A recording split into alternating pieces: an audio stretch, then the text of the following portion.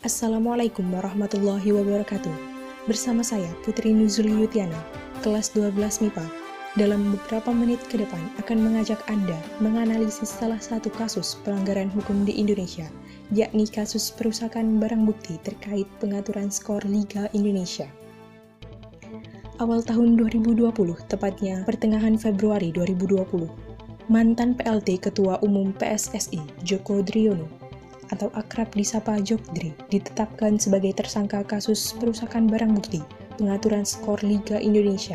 Adapun penyidik Satgas Anti Mafia Bola telah menggeledah apartemen milik Jokdri di Taman Rasuna, Tower 9, Kuningan, Jakarta Selatan pada Kamis 14 Februari 2019 lalu. Penggeledahan ini berdasarkan pengembangan laporan mantan manajer Persibara Banjarmasin, Lasmi Indaryani, pada tanggal 19 Desember 2018. Penggeledahan ini berdasarkan pada surat ketetapan Ketua Pengadilan Negeri Jakarta Selatan, serta berdasarkan surat Pengadilan Negeri Jakarta Selatan untuk melakukan penyitaan.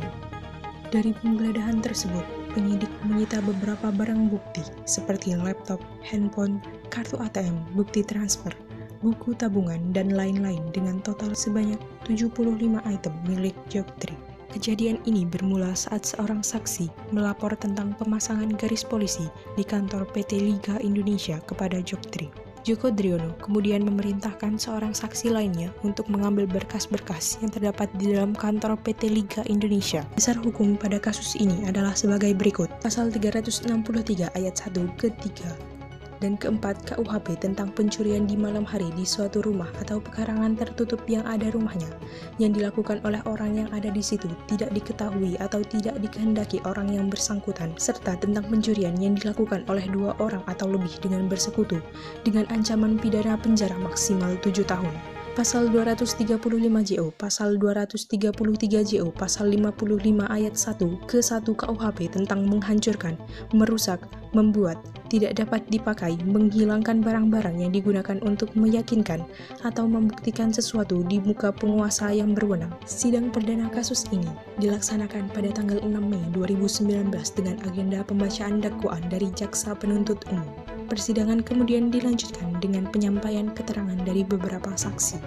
Oleh Jaksa Penuntut Umum, Joko Driono dituntut hukuman penjara 2,5 tahun.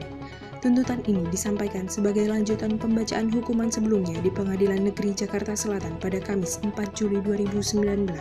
Dalam tuntutannya, jaksa menyatakan Jokdri telah melanggar Pasal 235 JO, Pasal 233 JO, Pasal 55 ayat 1 ke-1 KUHP. Sebagai pertimbangan memberatkan, jaksa menyatakan perbuatan terdakwa dianggap telah menghambat kinerja Satgas Anti Mafia Bola. Sedangkan yang meringankan adalah terdakwa telah berlaku sopan selama persidangan, berterus terang, dan mengakui perbuatannya. Persidangan kemudian dilanjutkan dengan pembelaan terdakwa.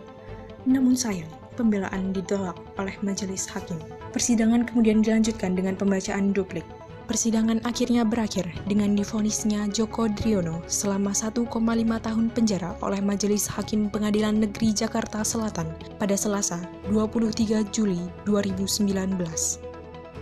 Pelajaran yang dapat kita ambil dari kasus Joko Driono di atas adalah sebagai berikut. Pertama, kita harus selalu bersikap jujur, jangan pernah menyembunyikan kebenaran. Yang kedua, segala barang yang ada di tempat kejadian maupun tempat pemeriksaan yang telah diberi garis polisi merupakan barang yang bisa saja menjadi bukti atas suatu kasus. Maka dari itu, kita harus berhati-hati dan lebih baik tidak mendekati tempat yang diberi garis polisi. Yang ketiga, kita harus patuh dan tunduk pada hukum yang ada. Jika memang kita bersalah, kita harus berani mengakui kesalahan yang kita perbuat. Kita juga harus mendukung serta mempercayai hukum yang ada di sekitar kita. Tidak perlu berusaha menghalangi penyidikan suatu kasus, karena penyidikan suatu kasus pastinya berhubungan dengan pemenuhan keadilan di masyarakat. Dan jangan lupa untuk selalu berperilaku baik. Terima kasih. Wassalamualaikum warahmatullahi wabarakatuh.